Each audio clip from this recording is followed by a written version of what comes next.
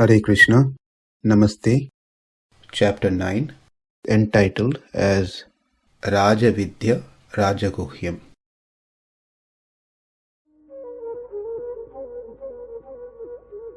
Sloka 30. Api chet su-durācāraha bhajate mam ananya-bhāk sādhureva mantavyaḥ samyag vyavasito hi saha. This is another beautiful sloka which confirms that Krishna is certainly partial towards his dear devotees, irrespective of however they are.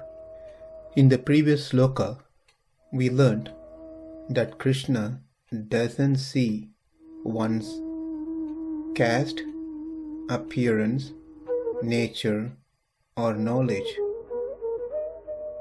When a person surrenders unto him, he sees no differences. He treats them equally. This is also confirmed in Valmiki Ramayana when Vibhishana surrendered to Lord Rama. Sri Ramachandra, though he got various opinions from others, some said Rama should not accept him because he is a Rakshasa.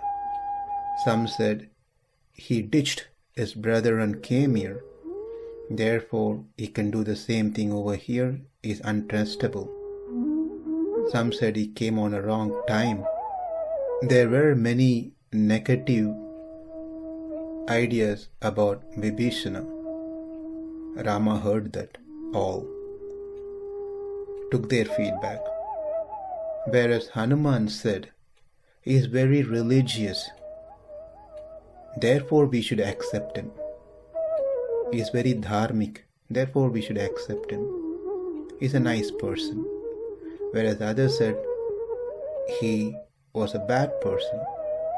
Between these two, Rama did accept it, but not based on Hanuman's suggestion and feedback, but simply based on the surrendering nature of Vibhishana.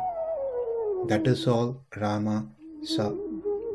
Mitra bhavena sampraptam na tvajeyam katamchana dosho yati api tasya syat satam etat aharhitam. It's a beautiful sloka that comes in Valmiki Ramayana. Reveals the greatness of the Lord, how compassionate, how kind. It says, or Lord Rama says, he will accept anyone and everyone who surrenders unto him. He doesn't see or consider the defects that they may have. And now, in today's sloka, Krishna confirms that by glorifying the strength of bhakti. Here in this sloka, Krishna declares that even if a person is engaged in an abominable activity, still Krishna consider that person to be a great, noble soul, a sadhu. The point is being made here in this sloka is anyone is qualified to attain the lotus feet of Krishna. It is Krishna to make that final decision, judgment, who is qualified and who is not qualified, who is devotee, who is not devotee, who is great, who is not great. It is not left for us to make the decision on these things. When Krishna himself accepts a person who is abominable in his activity to be a great soul, then who are we to say something about those people. Therefore, we should be extremely careful when we say something about devotees, when we think something about devotees, when we do something to devotees. If we act in any of this manner towards others, seeing their activities which may appear to be not appropriate, sinful, then Krishna is not going to be happy with us, with our devotion towards him. At the same time, another important point to be understood is just being a devotee doesn't mean that we are free to commit sinful activities. So let's talk about these things more further after we see the word by word and the translation. Su-durācāro api, even a man of very bad conduct, ananya-bhāk, without deviation. That means not desiring or aiming for any other benefits. The any other benefits mentioned here are the material benefits.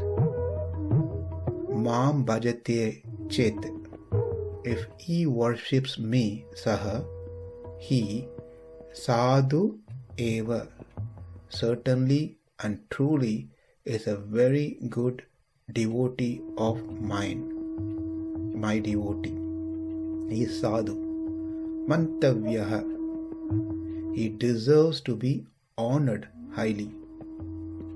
Saha, he, samyag, completely, vyavasito, situated in determination. He, certainly, that is, he is firmly resolved that I, Vasudeva, is everything. Translation: even if one commits the most abominable action, if he is engaged in devotional service, he is to be considered saintly because he is properly situated in his determination. Now, this verse is not an encouragement for one to freely do abominable activities, sinful activities. Since Krishna is told here anyway, irrespective of how the person is, he is considering that person to be saintly.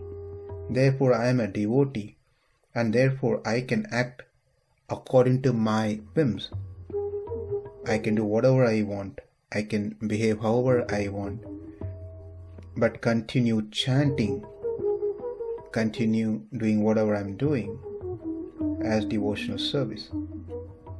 Well, such mentality is an seventh offense against the chanting of holy name. That is, to commit sinful activities on the strength of holy name is one of the offense, serious offense one should never do. Therefore, that is not what Krishna is promoting here in this sloka. Rather, what Krishna is trying to say here is that he is more favorable towards his devotee compared to others who are not his devotees. Even a person may be perfect in all aspects, but they are not devotee of Krishna. Krishna doesn't look upon them. In other hand, a person who does abominable activities, but in heart he is devoted to Krishna. Krishna cares for them. Krishna considers they are great people compared to others. And he considers these people, one among the other great souls. Now, there are many quotations in the Shastra which confirms that one's behavior, activities, all those things matter for one to attain bhakti, attain the lotus feet of Krishna. Whereas Krishna appears to be negating those statements in other places. So let's understand the contradiction and how to resolve that in our next session. Api chet su-durācāraha bhajate mam ananya-bhāk sādhureva mantavyaḥ samyag vyavasito hi saha. Namaste. Hare Krishna.